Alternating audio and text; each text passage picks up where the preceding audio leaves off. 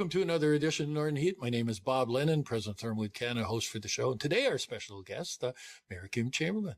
How are you doing, Kim? Good. How are you? Thank you for having me. Happy New Year's. Happy New Year. Yeah. Hopefully you had time over the holidays to relax. Well, a little bit. And you too? Oh, did I ever? Yeah, it was really nice. We really had some time with family. Out in the four-wheeler, I hope. I did. New Year's Eve.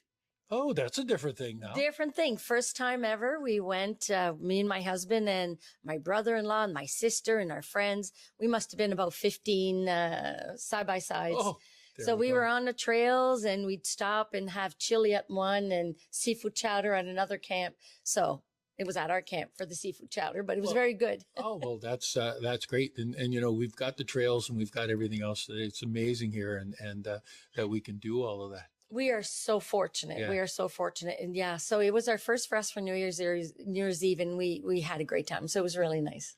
So New Year's Eve is and New Year's is always time to reflect back on 2025 or, well, it's not always 2025. There's always a New Year's, but it's looking back at what happened in the previous year and kind of thinking about what's going to happen in 2026. So what were some of your highlights for last year? You know, it's been a great year. 2024 and 2025 has been good years. So as you know, we qualified for the Accelerator Fund. So they have funding with the federal government. That ended up giving us over 378 housing units. So apartments or modifications to homes, adding an additional unit. Once the housing unit, and we did a study. And through the Regional Service Commission. And we know that we had a shortage of 165 units per year for the next 3 years. And by being able to receive those funds from the Accelerator Fund, we had about $3 million. And then Bathurst was one of the 26 cities across Canada that qualified for a 10% top up. That's how well we were doing. So we basically had 3 years to follow suit with the funds that we had for housing. And within a year and a half, we had already exceeded our numbers. So we qualified for a 10% top up, which was an extra $300,000, which is already gone. As you know, all the housing that are being built, businesses that are coming. Well, just look around. I know. You know, it's great to be driving around town and just seeing, you know, apartment buildings going up on Vanier, stuff going next to the hospital, construction happening here on Main Street, construction happening on Murray. Like it's everywhere. It's everywhere. And then if you look at the Smurfit Stone Mill site, the pure waterfront property with the tear down and everything else. And now with the $5.4 million announced for the water and sewer that's going to be set up there, you know, opportunity for development there as well. I think the biggest part for the citizens was the eyesore of the silos in the building, and that is down now. So, but now moving forward, we have opportunity for development, prime property, things can get done. We've been working on public transportation. That is actually going to be starting on January 19th. So with Flex Go, it starts on January 19th. That in itself is a game changer. It's a game changer for elderlies, our students, our workers. And, I think it's going to be great for the region. And then bring the collaboration with the provincial and federal government that we've been doing at the city. And here we are with the new homeless shelter out of the cold, out of the warm. That's going, you know, that's in the process of being built. 40 units that's going to be there with employees on site, 7 days a week, 24 hours a day. Mental health, addiction, everybody will be able to go, the services will go to them. So by the end of February, so we're touching base on every aspect at the region. And then financially, if you look at the city, and I know because I've been a city councillor in 2016, 5-year mandate due to COVID, and then come in, of course, got elected as mayor in 2021 and doing a 5-year mandate because of the provincial reform. But the changes that we've done when we came in, the city, you know, debt wise, we were about $38.5 million in debt. And here we are now at our last fiscal, you know, when we balanced our budget moving into 2026, we shaved over $18.5 million of our debt, if not more than that, because we're only about $17 million in debt now compared to the 38 million that we were at. So we're doing extremely well. Yes. Yeah. And the thing is that you're touching on a whole bunch of different things. And I know that the other thing too is that it opens us up for business. Yes.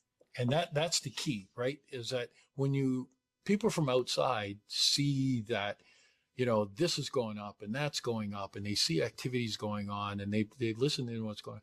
People from here don't listen in what anything is going on at City Hall, but anybody from outside, though, seem to have the ear to the ground on what's happening. But there's more people coming and moving into our area. Absolutely. You know what the numbers are now? Oh, well, I'm telling you, we have to be over. The last time with the reform, we're about 15,100. I'm curious to get our new numbers because I'm sure we're close to over 16,000. It has to be. We don't have the official numbers as of yet. We're waiting after Stats Canada.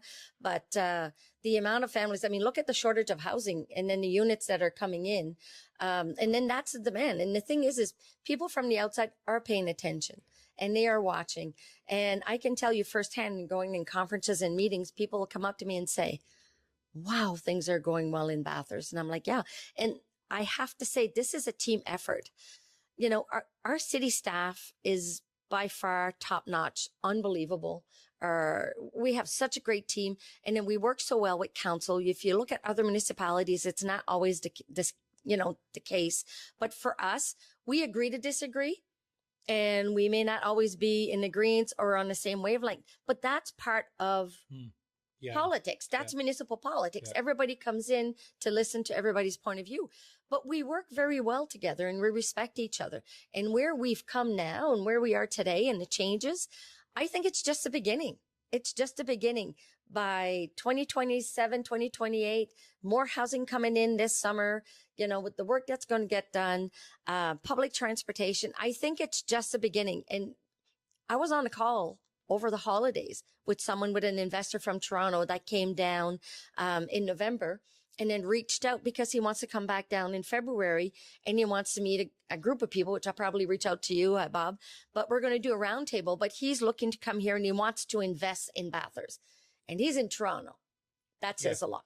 Well, there's a lot of people coming in and when you were talking about the things that you're doing and everything else, it's changing the culture. Yeah. Because look at just a few weeks ago, they had the event over 13 Barrels that started off with the downtown group, and a couple of the young ladies that take care of a store in town decided to take on this project to get HGTV's Hopetown makeover to come here. Mm-hmm. But the people that were there, the amount of people were there, it was crazy. I know. Like that everybody came out and did it. At first, I thought we were doing this outside, and then I got there and everybody was inside. I went, okay, good. Hi, it's been a long time since I've seen you type of thing. But it was kind of interesting. But that's our culture. We pull together when it's time to pull together. Exactly. When they did the first phase, and Nadine had reached out to me and said they would like to speak with you. And I said, okay. So we were supposed to do about a 30-minute interview, and we almost spent an hour chatting with HGTV. Okay. Yeah, I did an interview. And at the end, of course they say, well, why Bathurst? And basically I told her, I said, once you come to Bathurst, you will not want to go back home. Yeah. Yeah. I said, the way you will be welcomed here. I said, the people here, we don't call it the Chaleur region for any reason. Whether you say it in French or you say it in English, la région chaleur, les gens sont tellement chaleureux. That's who we are. And doing that next video at 13 Barrels and to have that many people in there, it just proves exactly what I had said. Yeah, exactly. When you ask people to do something, come together, we come together because we have each other's back. Oh, exactly. And if they do come, and I know they will. I hope so. We're cross our fingers. Cross our fingers. But the thing is that they'll fall in love with the area because I don't know this for sure, but I am sure as waterfront development opportunities, we're probably the biggest in Canada. Absolutely. And this is all in the downtown area. There's 4 rivers that have come into a harbor, and then we have the ocean right there. Never mind the people. Just look at what we've got to offer, and then tie the people in on top of it. It's a winning combination. Yeah. And I think what it takes is it takes people like you and you know, and when I came in and as a councillor and here as mayor, is having a vision of saying, and we've known each other for a long time, Bob. Oh, yeah. Yeah. Even before I even sat in here, we knew each other for a long time. You knew back then that, you know, when I was at the Chamber of Commerce and you were president, that I was a go-getter, you know, to travel the world, to get people to say Bathurst exists.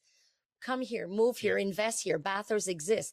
And to see from way back in 2013 to where we are today, we're just heading in the right direction. Now, where we're moving forward is all the accomplishment and everything that we were able to do and how well it's going at ThermalWood from the day that you opened, even after the pandemic. Yeah. If we look at that during the pandemic, how many people supported businesses that were closed, that we went and ordered and picked up outside, the bag outside? How many businesses closed in Bathurst during COVID? Yeah. Pretty much none. Yeah. Why? Because we all gathered together and we said, these are our small and medium businesses, and we need to do everything we can to keep them viable. Yeah. No, says a lot. And that's absolutely true. And it all comes back to who we are and everything else. So let me turn this to another way of going, because of something that's dear to my heart, another event that we got coming this summer and last summer that have. What's your thoughts about Hospitality Days? Oh, we're excited. We're excited. Hospitality Days, from way back when, we would get so excited for Hospitality Days, friends gathering, you know, and whose house are we getting together to have, you know, have a bite to eat or whatnot, or, you know, a few drinks, pre-gaming, like we would say before coming. Pre-gaming, going in the pool. Yeah. It's been, it's an opportunity for your friends, your family to come down to, you know, if they're in Quebec or Ontario, wherever they are, come back home. And I mean, I see cousins, and I have a lot of cousins on my mother's side. That's where I see them, is at Hospitality Days. You know, how are you? How have you been? And it's great. And what it brings to this city, to the pride of our city, our economic throwback that comes from it, our hotels, everything else that comes into play. But everybody's just so happy. That week is a week of pride.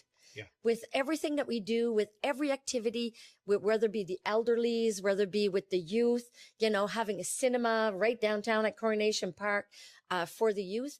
It's unbelievable. And then the bands this year are quite interesting. Like that, eh? I do. Actually, the Martin boys, the oldest, went to university with my daughter Megan, and they know each other. So there's a connection. So she messaged him, and I told her, I said, I want to meet them. I said, you went to university with them. I said, I paid for that university. Yes, I want to meet them. There. But, you know, yeah, it's local. Well, it's here. Let me see if I can get you backstage. Okay. Just in case she can't. Okay. I'll take it. But, you know, we have a meeting after this actually with the committee. But one of the things that we're talking about this year is that, you know, we shortened up to 2 days. And, you know, I keep using the excuse that we're not getting any younger. It's true. So, you know, I can't go 4 days in a row. So I need a break somewhere along the line. But what we are planning on doing, we're discussing it tonight, all the details, but we've already started the conversation, is that we're going to expand the block party a little bit. And so not going to give away any details, but just telling you that we're expanding it, and it's going to be quite a bit bigger than last year. But it's got so much potential to develop for future years that can develop then into, again, the work that's being done at Billy White's Wharf. And then if we ever get that crazy idea of putting a outdoor amphitheater at in the Smurfit Stone yard, then it ties everything into the waterfront. We've got so much waterfront to develop and to show off. It's there. It's there. Just Billy White's Wharf, for example, you know, the city, when DBRC came down and approached us about it, we were game. So, you know, we certainly gave them funds to be able to purchase the land, but that is prime property that we could be doing something beautiful with that. And that is going 26, 27. And I can tell you, I am game. I'm all in. It's all about tourism. It's all about growing our downtown. And what's great is that the city put a 3-year strategic plan, right? And in that 3-year strategic plan is growing the downtown. which Bailey White Wharf falls in it. Right in the middle of it. Right in the middle of it. And when we're talking about the Smurfit Stone land, the waterfront property, there is lots of room for green space there. You know, with the frontage of the water, there is green space there. That ideally, excuse me, for me, I don't think will be touched based on the report that we gave the provincial government. There's room for residential, commercial, but there is quite a nice space for green space. And I think it would be a nice place for an amphitheater. Well, I think so too. And you know, we've been throwing around and bouncing around all kinds of different ideas of what the stage could look like and stuff like that. And we can do something, I believe, that could be an all year round place for people to go, and not just have it as, you know, it's good for 2 months of the year. Yeah. You know, we've got more than the 2 summer months, which are beautiful, Yes. but we have a lot of this going on like we have today. Yeah. And we need to figure out other uses and not just have it for that period of time. But, Exactly. Yeah. But our summer's been, I have to admit, it's been pretty warm. Yeah. I mean, and they're you know, lasting longer. yes, we're going like 4.5 months of summer now. It's, you know, when you're still swimming at the beach in September, because I live next to the beach, not far, 1 kilometer away, but you know, when you can go swimming at the beach in September, Yeah. says a Wasn't lot. there some people that went swimming January 1st? Oh yeah, I am not that brave. Neither am I. Well, listen, Kim, thank you very much My for pleasure. sitting down with us today and giving us some insight on the things that have been happening over the last year, and your insight and support. And thank you very much for your support for Hospitality Days too. And the stuff that all coming together, and it'd be hard to have all that stuff if you weren't leading the way and doing stuff. So I appreciate all the work you're doing, and I'm sure everybody else in our region is appreciating it too. So thank you. Well, thank you, and it's my pleasure, and we'll be seeing each other for Hospitality Days. That's for sure. Guaranteed. We got to take you behind the stage. Yeah, yes, exactly. I haven't purchased my tickets yet because what I do is I wait, and then by June, then I'll do like I did last year. I buy my tickets, I do a video, and then I just prime everybody at the last minute. We still have tickets. Let's support Hospitality Days. We're doing the same again this year. Oh, guaranteed. You Yeah. help on that side of the equation. So thank you No, again for all your support. Well, thank you to the committee and the volunteer because I do know it's a lot of work, and you know, credit has to be given. So good job. Well, it's a good bunch of people. And, you know, that's the other thing too, that, you know, we are a group of volunteers, and we're getting older. So we're actually looking right now to bring in more people in to prepare them for the next phase, the people that can take over and do different things. So Good. We'll get the Yeah. younger crew come the in and younger help crew out. getting in. Yeah, exactly. So there we have it. Another edition of Northern Heat for this week, the place you come to listen to the stories that haven't been discovered yet.